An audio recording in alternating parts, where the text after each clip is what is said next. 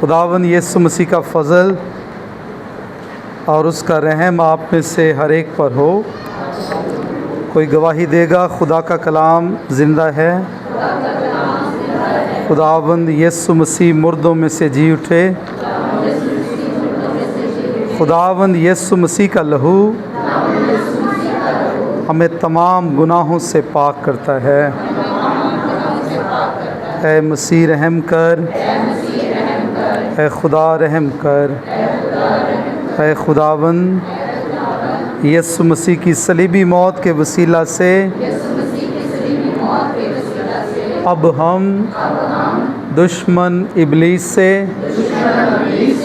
बदरूहों से, लानतों से, बीमारियों से, जादूगरी से छुड़ाए गए हैं।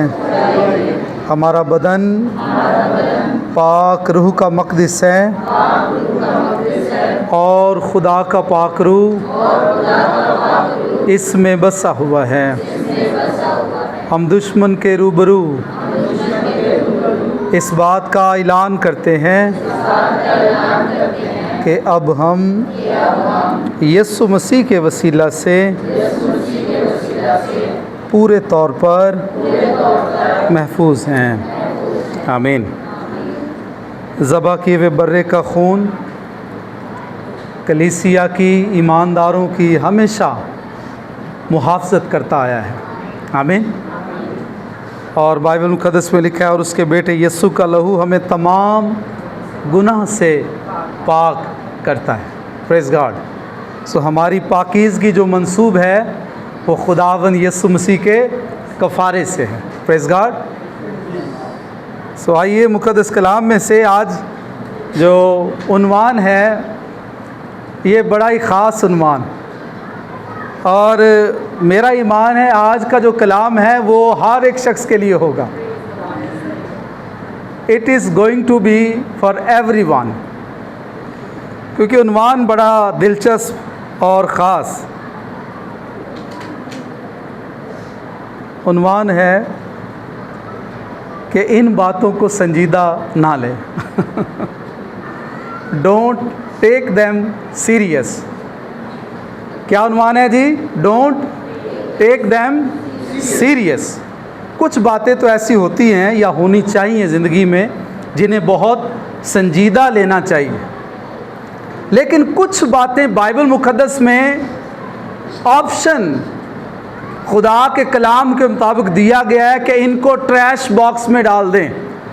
आपके फ़ोन में एक ऑप्शन होता है जिसको हम ट्रैश बॉक्स कहते हैं, और उसके साथ एक बटन होता है जिसको हम क्या कहते हैं? डी से आता है, वो डिलीट कर दें। बहुत सारे मैसेजेस, बहुत सारे पैगामात जो आपको वसूल होते हैं, आप क्या करते हैं? जिन्हें आप सुनना नहीं चाहते, क्या करते हैं? बहुत सारी ऐसी वीडियोस जो आपको मिलती हैं, भेजी जाती हैं, तो आप क्या करते हैं? उन्हें डिलीट कर देते हैं। तो आज जो पैगाम है, ज़िंदगी में हर आजमाइश, हर दुख को, जो कुछ भी आप ट्रायल फेस कर रहे हैं, उसको बहुत ज़्यादा सीरियस ना लें, वगरना आप ज़िंदगी में कहीं स्टक होकर रह जाएंगे। आप कहीं ना कहीं फिर दुखी गाने सुनना शुरू कर देंगे, या आप दिल जले भी बन सकते हैं। बहुत सारे नौजवानों को मैंने देखा है, ऐथे वो ब्लेटा मार देने, और वो पता नहीं A+ और D+ क्या क्या लिखते फिरते हैं, और वो दिल जले बन जाते हैं। वजह ये है, ज़िंदगी में कहीं ना कहीं ऐसी किसी बात को अपने दिल से वो लगा बैठते हैं जिसके सबब से उनका दिल क्या हो जाता है? छलनी हो जाता है। और कई दफ़ा मैंने ईमानदारों का भी रवैया ये देखा है कि कई दफ़ा ईमानदार भी उन बातों को जिनको खुदा कहता है डोंट टेक देम सीरियसली, इन्हें सीरियस ना ले, उन्होंने भी वो गल ना ला के बन के हर रोज़ अपना गला घुट देना कि मेरे नाल इंज क्यों पे होंदा है, क्यों पे होंदा है। और आहिस्ता आहिस्ता रूहानी तौर पर उनकी ज़िंदगी कहीं ना कहीं शिकंजे में आना शुरू हो जाती है। तो आज इसी मौजू पर गुफ्तगू हम करेंगे। हाँ, कुछ बातों में यकीनन दिल दुखता भी है लेकिन बाइबल मुकद्दस आपको और मुझे गम करने के हवाले से तलकीन नहीं करती। और लिखा है बाइबल मुकद्दस में, गैर कौमों की तरह गम ना करो। सो गम करने से खुदा ने क्या किया है? मना किया है। आइए, एक बहुत बड़ा नबी है, अ वेरी बिग प्रॉफिट, और जिसका नाम लेकर हम खुदा से दुआएं करते हैं। और आपको याद है बुजुर्ग अब्राहम, इजहाक और याकूब का खुदा, बुजुर्ग याकूब के बारे में एक वाक़या आइए ज़रा देखिए। जब बुजुर्ग यूसुफ के बारे में इल्म हुआ कि उसे किसी जानवर ने खा लिया, फाड़ दिया है, तो फिर क्या लिखा है? पैदाइश 37वें बाब की 35वीं आयत में क्या मरकूम? द बुक ऑफ जेनेसिस जी, 37वें बाब की 35वीं आयत। कलाम में यूं लिखा है, और उसके सब बेटे बेटियां उसे तसल्ली देने जाते थे, पर उसे तसल्ली न होती।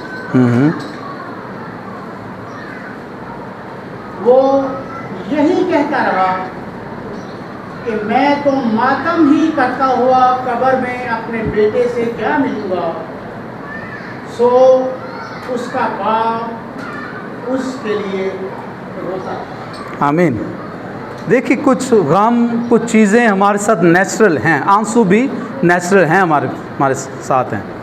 लेकिन बाइबल मुकद्दस आपको और मुझे गम करने से क्या करती है भाई? मना करती है। चीज़ों को अपने सीने से लगा लेना, कोई गम आ गया है, कोई ट्रायल आ गया, दुख आ गया। ये प्रॉफिट बुजुर्ग याकूब, जब इसे इल्म हुआ कि मेरा बेटा क्या हो गया है, फाड़ा गया, मारा गया, उसकी बू कलमून उसके बेटों ने दिखाई कि ये देख तेरे बेटे की शनाख्त कर। और तब लिखा है कि उसके बेटे और बेटियों से आकर क्या देते थे? तसल्ली देते थे। लेकिन वो तसल्ली ना पाता था, बल्कि कहता था कि मैं इसी गम में, अपने बेटे के गम में क्या चला जाऊंगा? गम करता हुआ मैं मर जाऊंगा, मैं कब्र में इसी गम के साथ उतर जाऊंगा।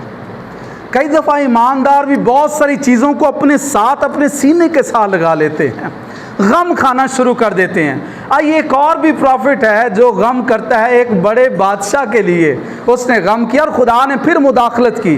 खुदा ने उन्हें डांटे इस गल ले कि तू कब तक गम करता रहेगा। आइए, बाइबल मुकद्दस में से बुजुर्ग सैमुएल की पहली किताब है और उसका 16वां बाब और उसकी पहली आयत। पहला बाब और उसकी 16वां बाब है। 16वां उसकी पहली आयत। जी जी। पहला सैमुएल 16 बाब पहली आयत में यूं मरकूम है, और खुदावंद ने सैमुएल से कहा, तू कब तक साउल के लिए गम खाता रहेगा? जिस हाल के मैंने उसे बनी इस्राएल का बादशाह होने से रद्द कर दिया है,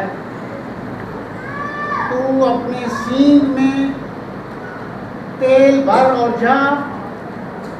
मैं तुझे बैतलहमी यस्सी के पास भेजता हूँ, क्योंकि मैंने उसके बेटों में से एक को अपनी तरफ से बादशाह चुना। आमीन। ये बात है उस वक़्त जब खुदा ने बुज़ुर्ग सैमुएल के ज़रिया से एक शख्स का चुनाव तो किया, लेकिन ये चुनाव खुदा का नहीं था। ये चुनाव किनका था जी? इंसानों का चुनाव था। और बनी इस्राएल ने कहा कि हमारे लिए किसी बादशाह को क्या किया जाए? मुकर्रर किया जाए। और कहा भी कि अगर बादशाह चुनोगे तो वो तुम पर क्या करेगा? जुल्म करेगा और तुम्हारे बच्चों को गुलाम बना लेगा। लेकिन उन्होंने कहा कि सानू भाई मंजूर है। क्या ठीक है भाई, जे थानू मंजूर है तो खुदा ने कहा ठीक है फिर मैनू भी मंजूर है, गड्डी फिर चलन दो जी, सही है। सो कई दफ़ा लोग अगला कार वेख के खलोंदे ने। बहुत सारे लोग ऐसे भी हैं कि जब तक उस आजमाइश और ट्रायल से ना गुजरें वो उनको समझ नहीं आती। खैर, बाइबल मुकद्दस में लिखा है कि जब उन्होंने इस बात के लिए तहैया कर लिया, खुदा ने कहा कि ऐसा कर, साउल को मुकर्रर कर दे। क्योंकि खुदा पहले ही जानता था कि क्या करेगा ये शख्स। उसने खुदा के कामों में दखल अंदाजी की, ऐसी कुर्बानियाँ चढ़ाई जो उसको नहीं चढ़ानी चाहिए थी, खुदा के हुज़ूर नाफरमानी भी की जिसको नहीं करनी चाहिए थी। खुदा ने जो असाइनमेंट्स दी उन असाइनमेंट्स को भी पूरा नहीं किया, बल्कि अधूरा काम किया खुदा के हुज़ूर। आज हमारे काम भी हम जो खुदा के नाम से करते हैं अद्धे पद्धे करने हैं। सही है, ये चर्च आना है तो चर्च का टाइम 11 बजे ही 12 बजे आ वड़ने कि कोई गल नहीं हो जाने। सो हमारे काम कहीं ना कहीं आधे और फिर कहीं ना कहीं हमारे कामों में अधूरापन पाया जाता है। खैर, बाइबल मुकद्दस में लिखा है कि खुदा ने देखा कि अब साउल नाफरमान हो चुका है और खुदा ने उसे क्या कर दिया, रद्द कर दिया।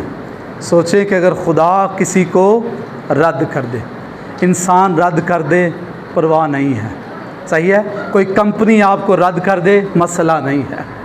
कोई सोसाइटी, कोई मुआशरा, कोई ख़ानदान, घर के लोग आपको रिजेक्ट कर दें, यकीन करें कोई मसला नहीं। लेकिन अगर खुदा आपको रद्द कर दे तो मसला है। सोचे कि कहीं खुदा मुझे रद्द ना कर दे। बाइबल मुकद्दस में खुदा हर एक शख्स को मौका देता है। खुदा नहीं चाहता कि आप और मैं मतरूका कहलाएं। मतरूका कहते हैं जिसे तर्क कर दिया हो। खुदा कह रहा है आपसे तू मतरूका नहीं बल्कि मतलूबा दुल्हन कहलाएगी, जिसको मैंने थोड़ी देर के लिए तर्क कर दिया, लेकिन तो भी खुदा मौके आपको और मुझे देता है। तो खुदा ने बुजुर्ग सैमुएल, अब लिखा है कि जब ये सारी सिचुएशन को देखता है कि खुदा ने इस बादशाह को तर्क कर दिया, रद्द कर दिया है, तो वो खुदा के हजूर गम करता रहा। उस बादशाह के लिए शायद हो सकता है बार बार वो दुआ और शिफायत कर रहा हो खुदा के हजूर। तो खुदा ने कहा तू क्यों गम करता है, वाई यू आर वरिड, तुझे इस बात को लेकर अब परेशान नहीं होना। खुदा नहीं चाहता कि मेरा बंदा ब्लड प्रेशर उन लग जाए, उन्हें शुगर हो जाए। सही है, कई एक बीमारियां आप और मैं धक्के दे गम लै के ते असीं अपने उत्ते आप ही पा लेने। बाइबल मुकद्दस में लिखा है कि अगर कोई शख्स आजमाया जाए तो ये ना समझे कि उसकी आजमाइश खुदा की तरफ से होती। लिखा है हर शख्स अपनी ख्वाहिशों में खिंच कर आजमाया जाता है। ज़्यादातर जब भी कोई शख्स बीमार होगा अपनी डाइट पर गौर करे, उसकी डाइट ठीक है, जे जिमें दा सौदा समान उन्होंने मिलता खाई जाता, दिन होवे रात होवे, रात में 12 बजे कहीं उठाइए ना, उठ बर्गर आए तो यकीन करें उसी वक्त छलांग लगा के उठ जाएगा कि मैं जनाब जी हुणे बर्गर सारे ही खा लवां। बाइबल मुकद्दस में खुदा का कलाम ये कहता है हर शख्स अपनी ख्वाहिशों में खिंचकर आजमाया जाता है। खुदा ने अपने खादम को कहा ठहर जा, स्टॉप हियर, अब गम तुझे नहीं करना, डोंट वरी अबाउट एनीथिंग, तुझे उस शख्स के लिए गम अब नहीं करना, बल्कि अब गम को क्या कर दे, छोड़ दे। बाइबल मुकद्दस में आइए ज़रा कुछ और लोगों का रवैया देखें, वो भी मुसीबत ज़दा हैं, परेशान हैं, लेकिन रवैया देखें, रवैया फ़र्क है मुसीबत परेशानी में। मुकद्दस रसूलों के अमाल नए अहदनामे में, अहद जदीद में, बुज़ुर्ग लूका की मार्फत खुदा का कलाम रसूलों के अमाल 5वां बाब 17वीं और 18वीं आयत। वैसे तो ये एक वाज़ है मुकद्दस पतरस का, जी पढ़िए।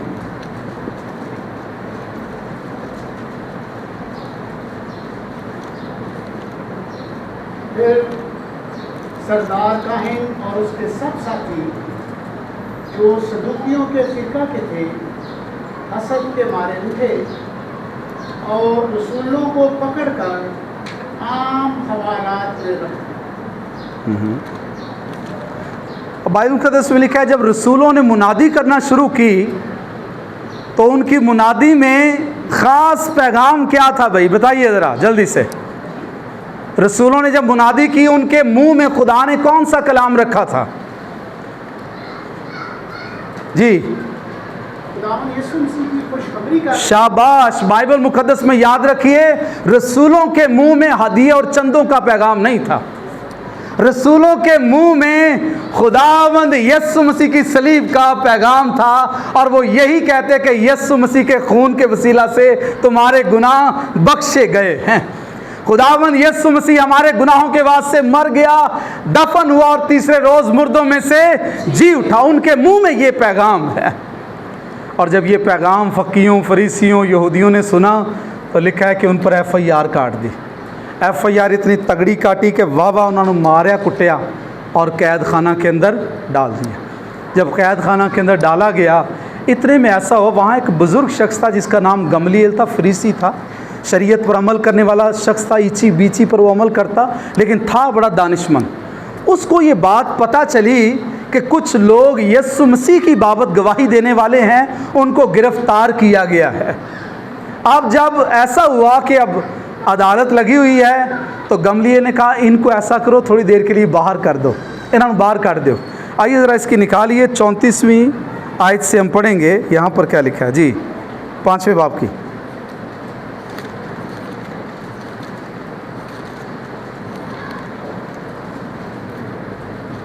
मगर गमलीएल नाम एक फरीसी ने, जो शरा का मुअल्लम और सब लोगों में इज्जतदार था, अदालत में खड़ा होकर हुक्म दिया कि इन आदमियों को थोड़ी देर के लिए बाहर कर दो जी। फिर उनसे कहा कि ऐ इस्राएलियों, इन आदमियों के साथ जो कुछ किया चाहते हो वो होशियारी से करना जी, क्योंकि इन दिनों से पहले जी थेओदास ने उठकर दावा किया था कि मैं भी कुछ हूँ जी, और तखमीनन 400 आदमी उसके साथ हो गए थे, मगर वो मारा गया और जितने उसके मारने वाले थे सब परागंदा हुए और मिट गए। आमीन। अब बाइबल मुकद्दस में गमलीएल एक जब वो भी शरीयत का मौलवी ही है एक तरह से, और कलाम खुदा में लिखा उसने और अदालत के लोगों को मशवरा दिया कि देखो भराओ, इन आदमियों पर ज़रा सोच समझ कर हाथ डालना। इससे पहले भी एक शख्स, थेओदास नाम लिखा है इसका, ऐसा ही है थेओदास, ये शुक्र है देवदास नहीं है जी, थेओदास लिखा है कि ये भी एक शख्स उठा था और उसके साथ कुछ 400 लोग क्या हो गए, लग गए। लेकिन थोड़े दिनों के बाद उसका क्या हो गया भाई, काम तमाम हो गया, चूँकि खुदा की तरफ से नहीं था। सही। उसके बाद एक और शख्स यहूदा के बारे में लिखा हुआ है कि वो भी उठा, और फिर बाइबल मुकद्दस में लिखा उसके साथ भी कुछ लोग, यहूदा लिखा गलील का एक यहूदा था, यहूदा गलील, उसके साथ भी कुछ लोग हुए, लेकिन वो भी ख़त्म हो गया। उसने कहा अगर तो ये खुदा की तरफ से हैं तो फिर तुम इन्हें रोक नहीं सकते, लेकिन अगर आदमियों की तरफ से हैं तो 2-4 दिनों के बाद क्या हो जाएंगे, ये आप पे ठंडे हो जाएंगे। सही है, तो तुम्हें फ़िक्र करने की ज़रूरत नहीं है। लेकिन याद रखिए, उनमें जो रूह थी वो कौन सी रूह थी, वो खुदा की पाक रूह थी। उनके पास जो पैगाम था वो आर्जी पैगाम था या अब्दी पैगाम, अब्दी खुशखबरी थी। उनके मुंह में अब्दी खुशखबरी थी। जब उन्होंने पैगाम सुनाना शुरू किया तो हालात, चीज़ें बदलना शुरू हो गई, लोग बदलना शुरू हो गए। तब बाइबल मुकद्दस में लिखा है कि अब इनका रवैया ज़रा चेक करें, 41वीं आयत ज़रा इसी चैप्टर की। उन्होंने उसकी बात मानी और रसूलों को पास बुलाकर उनको पिटवाया जी, गमलीएल की बात मानी जी, और ये हुक्म देकर छोड़ दिया कि यीशु का नाम लेकर बात ना करना जी। बस वो अदालत से इस बात पर खुश होकर चले गए कि हम उस नाम की खातिर बेइज्जत होने के लिए के लायक तो है। आमीन। कलाम खुदा में लिखा है कि बात मानी है गमलीएल की, लेकिन फिर भी छतरौल की या रसूलों की, वाह मारिया कुटिया ना जान लग गया, वाह उन्होंने सेका चाड़िया। और ताकीद क्या की है भाई, अब यस्सु का नाम लेकर मुनादी नहीं करनी।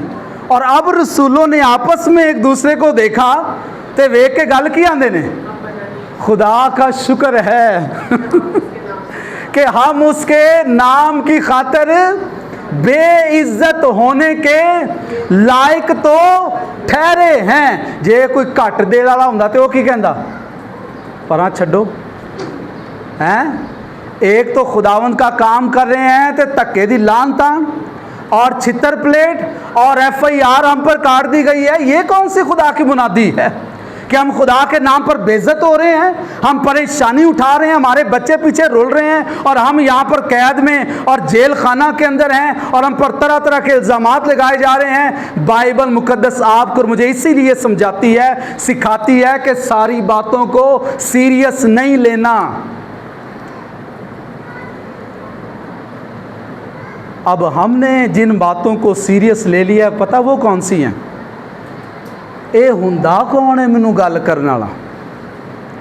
इस बात को हम क्या करते हैं, असी इत्थे जनाब जी नूं ऐसी गठान मार के असी रखने हैं, ठीक है, कि इसने ये बात की तो की क्यों? ये ईमानदारों का स्टैंडर्ड आपको बता रहा हूं जनाब। ये हुण ज़रा दंदा थले आ लाए, सही सही, और मैं इसको बताऊंगी, सही है, मैं इहदा घर दा घर पूरा करांगी। हाँ जी, नाल वादा भी सही, घर दा घर भी नाल, सही बात। सो बाइबल मुकद्दस में जिन बातों को खुदा ने कहा सीरियस नहीं लेना, उनको आप और मैं गिरा, उन पर आप और मैं लगा कर उनको सीने के अंदर बांध कर रख लेते हैं। और जिन बातों को सीरियस लेना चाहिए उनको इब्लीस आपको मुझे सीरियस लेने नहीं देगा। खुदा के घर की बात आ जाए, दुआ की बात आ जाए, कलाम की बात आ जाए, सीरियस नहीं लेने देगा, सही है। हमारे बच्चों को संजीदा नहीं होने देगा। हमारी जब वो ज़िंदगियों में अज़दवाज में वो कभी भी संजीदगी नहीं आने देगा कि इन बातों को लेकर हम क्या हों, खुदा के ज़रूर संजीदा हों।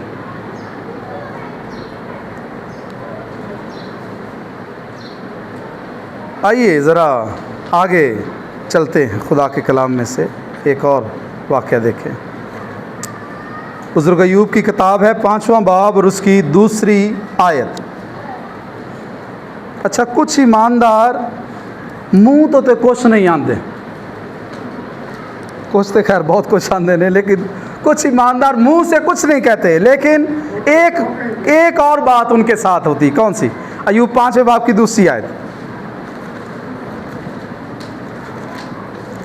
क्योंकि उड़ना बेवकूफ को मार डालता जी, और जलन अहमद की जान ले लेती। ओहो, ये कोड़ कदी सुनी है तुसा?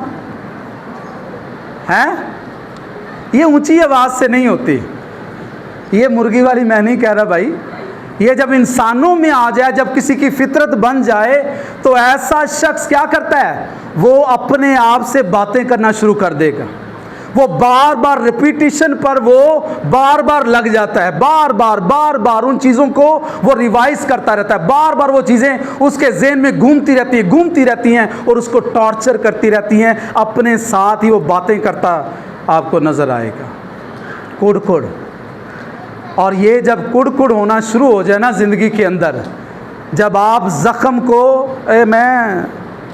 मैंने तजर्बा है। अच्छा, बचपन में मुझे साइकिल चलाने का बहुत, अभी भी बहुत शौक़ है।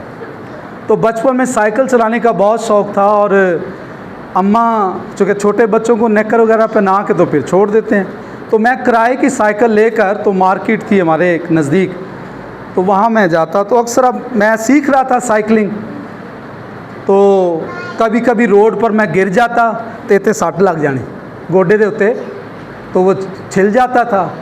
नज़दीक ही मेरा एक अंकल था, वो डॉक्टर थे, तो उनसे दवाई शवाई मेरी अम्मा ने लेनी और फिर ज़ख़म भर जाना।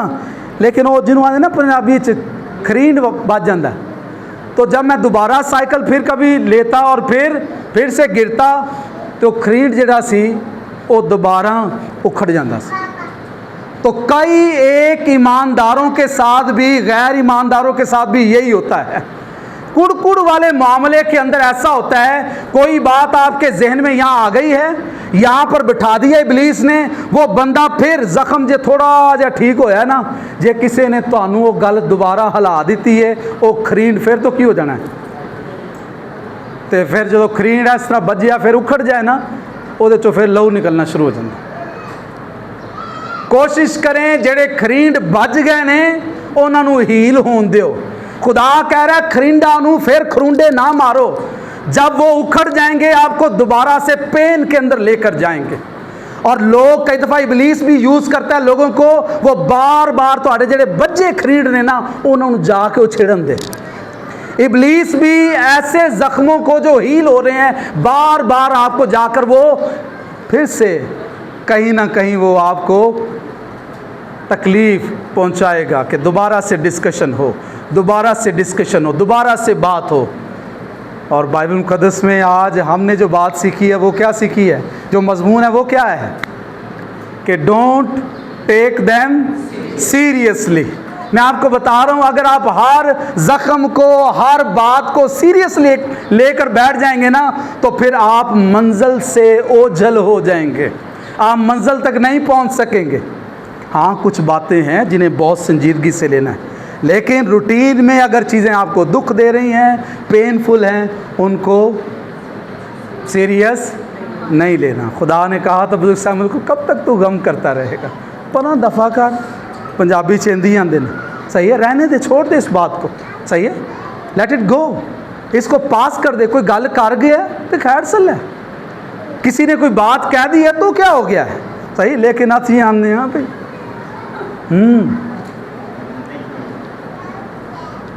बाइबल मुक़द्दस में यशाया 38 बाब की 14वीं आयत में लिखा है जी,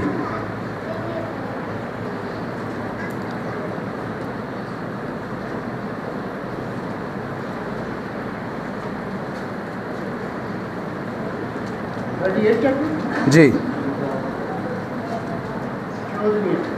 यशाया 38वां बाब उसकी 14वीं आयत। पाकलाम में यूं मरकूम है, मैं अबाबील और सारस की तरह जी ची ची करता रहा। ओहो, मैं अबाबील और सारस की तरह ची ची करता रहा जी, मैं कबूतर की तरह कुड़ता रहा जी, मेरी आंखें ऊपर देखते देखते पथरा गई। ऐ खुदावंद, मैं बेकस हूँ, तू मेरा कफील हो। आमीन। ईमानदार भी सोचते हैं कई दफ़ा ची ची करते हैं, कोई परेशानी आ जाए, कोई दुख आ जाए तो ची ची निकल दी है भाई, सही, ची ची नहीं बल्कि बाँ निकल दी कईयां दी। ऐसा होता है परेशानी में, कहीं ना कहीं दुख जब आए, लेकिन बाइबल मुक़द्दस साफ कर मुझे कहती है तू कब तक गम करता रहेगा, गैर कौमों की तरह गम ना करो। Don't take them seriously. ऐसी बातों को जो दुख दे रही है उनको क्या करो, उनको सीरियसली नहीं लेना, उनको बहुत ज़्यादा नोटिस में ना लाएं। खरींड जेड़े बज गए ने उन्होंने दोबारा नहीं छेड़ना। पौलुस और सिलास पर एक केस बन गया जब ये फिलिप्पी के अंदर गए, और वहाँ पर लिखा है मुकदिनिया का ये इलाका, और फिर जब वहाँ पर गए तो एक घर में चले गए, लुदिया खातून थी, उसके घर में इबादत हुई, और फिर सुना लोगों ने भी एक खुदा के लोग आए हुए हैं। तो एक खातून थी जिसमें गैबदान बदरू थी। ये जो गैबदान होती है ना बदरू, अच्छा बहुत से लोग इसके इस झांसे में आ भी जाते हैं। बहुत से लोग बताना शुरू करते हैं, अच्छा जी मैं ये फ़लाँ चीज़ देख रहा हूँ, ये फ़लाँ चीज़ देख रहा हूँ, आपके घर में ये फ़लाँ चीज़ देख रहा हूँ। ये सिर्फ़ खुदा की तरफ से नहीं हो सकता, ये इबलीस की तरफ से भी हो सकता है। इबलीस भी बहुत सारी सीक्रेट फाइल्स जानता है, बहुत सारी चीज़ें और अलूम के ज़रिया से भी लोग हासिल करते हैं, सही। कलाम खुदा में लिखा है कि जब खुदा के खादमों ने देखा अब ये हमारे पीछे आती है और चिल्लाती है और कहती है ये खुदा के बंदे हैं और तुम्हें नजात की राह बताने आए हैं। बातें बिल्कुल ठीक कर रही है वो, है ना, बिल्कुल ठीक थी, एग्जैक्ट बातें थी। खुदा के बंदे भी थे पौलुस और सिलास, और खुदा की नजात की राह भी बताने आए हैं। लेकिन पौलुस अपनी रूह के अंदर डिस्टर्ब है। तब लिखा है एक दिन उसने पीछे मुड़कर उस बदरू को हुक्म दिया कि गैबदान की रूह खुदावंद यीशु मसीह के नाम से इसकी ज़िंदगी से निकल जाए। और फ़ौरन वो खातून हील हो गई। और जब अब मालकों को पता लगा, मालक ਉਹਦੇ ਜ਼ਰੀਏ ना की कमाते सन, पैसे कमाते सन भाई, उन्होंने तो आमदनी बनी सी। तो ये कईयों की आमदनी बनी। भैन जी मैं ਤੁਹਾਡੇ घर आया पे वेना, ऐ ਤੁਹਾਡੀ फुप्पी ने ਤੁਹਾਨੂੰ तवीज़ पाए जे हला ਤੁਹਾਡੀ खैर हो जाए, फड़ो ज़रा फुप्पी ने, सही है ना। आपस में लड़ाई करवा दी और जनाब जी पादी साहब ने जो पादी साहब ढाइया फाइया करके आए उसकी बातों में आ गए और घर के अंदर तबाही हो गई। ये नहीं कह रहे कि फूफी करवा नहीं सकती, लेकिन बाइबल मुकद्दस में लिखा है हर एक रूह का एतबार ना करो, बल्कि रूहों को परखो आया वो खुदा की तरफ से हैं या नहीं। हर शख्स जिसने बाइबल उठाई हुई है, बाइबल इजाज़त नहीं देती कि आप उसका एतबार कर लें। बाइबल में परखने की पूरी इजाज़त है। खा वो मैं हूँ, आपका चर्च पासबान है, कोई और आए पासबान, हर एक रूह का एतबार बाइबल मुकद्दस में लिखा है ना करो, यकीन नहीं करना, छेती की त्याज यकीन नहीं करना। अब जब मालकों ने केस कर दिया, FIR कटा दी और उनको जेल भेज दिया। अब जेल के अंदर जब सोचते यार कि काम तो अच्छा किया है, तो अगों हैं गले च पै गया। बाइबल मुकद्दस में लिखा आधी रात हो रही है, पौलुस और सिलास सिर सुट के थले बैठे ने, खुदा के ज़ुर गिला कर रहे थे, है ना, ऐसे ही कर रहे थे। वो परेशान हो गए, कहने लगे हाय हाय, ना चाय पीती है, ना पराठा खाता है, ना अंडा खाता है, कोई शय नहीं मिली। सही है, सवेर तो भूखे बह रहे हैं, रात हो गई। क्या इस तरह की बातें थी वहाँ पर? कलाम खुदा में लिखा है आधी रात के वक्त पौलुस और सिलास हमद के गीत गा रहे हैं और कैदी क्या कर रहे थे? सुन रहे थे। और कैद खाना की नींव क्या हो गई? हिल गई। मैं आपको बताऊं, जब आप और मैं मुसीबत और परेशानी के अंदर भी हमद के गीत गाएं तो इब्लीस की टांगें, इब्लीस परेशान होगा आपसे कि ये मसला क्या है भाई इस बंदे के साथ। सही, इस कदर दुख और पेन के अंदर भी ये खुदा का नाम लिए जा रहा है। आइए, जो आज हमने सबक सीखा है, बाइबल मुकद्दस में लिखा अगर तू मुसीबत के दिन बेदिल हो जाए तो तेरी कुव्वत बहुत कम है। मिसाल की किताब में लिखा है। यीशु मसीह ने एक बात किया, ये ज़रा आखिरी एक दो हवाले हैं, ज़रा वो देख लें, बस इस पर आमीन करें। मुकद्दस मत्ती की इंजील और उसके मुकद्दस मत्ती की इंजील 5वां बाब उसकी 11वीं आयत ज़रा देखिए पहले, और 11वीं के बाद फिर 12वीं आयत पढ़ेंगे।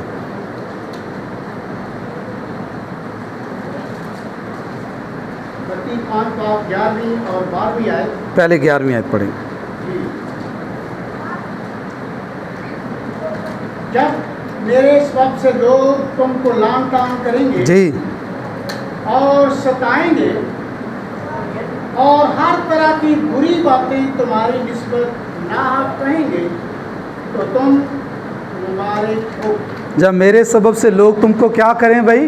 लान तान। ये लान तान किवें हुंदी है भला? कोई है जरा दलेरी करके दसे मैंने थोड़ी जी। लान तान में बहुत सारी चीज़ें आती हैं, सिर्फ यही नहीं होता कि देर फिटे मुँह तेरा, सही है, लाख दी लानत तेरे पे। इसमें गाली भी हो सकती है, इसमें एक बुरी और ऐसी ज़बान भी हो सकती है जो गलीज़ हो। कलाम कह रहा है कि जब तुमको लान तान करें, जब तुहाडे उत्ते फटकारा पैन, जब वो बुरा कहा जाए, नाहक सताया जाए, तो फिर क्या करना? सिर सुट लिया जाए। उस वक़्त क्या होना? आइए ज़रा बाइबल मुकद्दस क्या बताती जी। मत्ती 12 हाँ जी, और नहायत शादमान होना जी, क्योंकि आसमान पर तुम्हारा अजर बड़ा है। जब लान तान हो रही हो, परेशान हो, सही है, जब नाहक सताए जा रहे हो, सही है, कोई ना कोई आजमाइश और दुख आ रहा है मसीह के सबब से, तो क्या करना भाई? खुश होना। हालेलुया। क्या होना भाई? खुश होना। जब बिला वजह तुम्हें तंग किया जा रहा हो तो खुशी करना, चूँकि आसमान पर तुम्हारा अजर बड़ा है। छोटा भी नहीं, कैसा अजर है भाई? बड़ा है। तो आज क्या हमने सीखा? अंग्रेज़ी में हमने क्या सीखा है भाई? Don't take them seriously. आइए आज तहिया करें, अगर आपकी ज़िंदगी में कोई दुख है, किसी जगह पर कोई पेन है, घर के अंदर भी हो सकता है, कोई ऐसी जगह हो जहाँ से आपको पेन मिलती है हर रोज़, पेन किलर नहीं मिल रही लेकिन सिर्फ पेन मिल रही है, लेकिन आपने क्या करना है? क्या करना है? डोंट टेक देम सीरियसली, उनको सीरियसली नहीं लेना, ठीक है। और खुदा के ज़ुर सारी बातों को रखना है। आइए अपनी आंखें बंद करें, खुदा के ज़ुर, खुदा के खादम आएंगे और एक छोटी सी मुख्तसर दुआ वो करवाएंगे। खुदावंद आप तमाम को बड़ी बरकत दे, आमीन।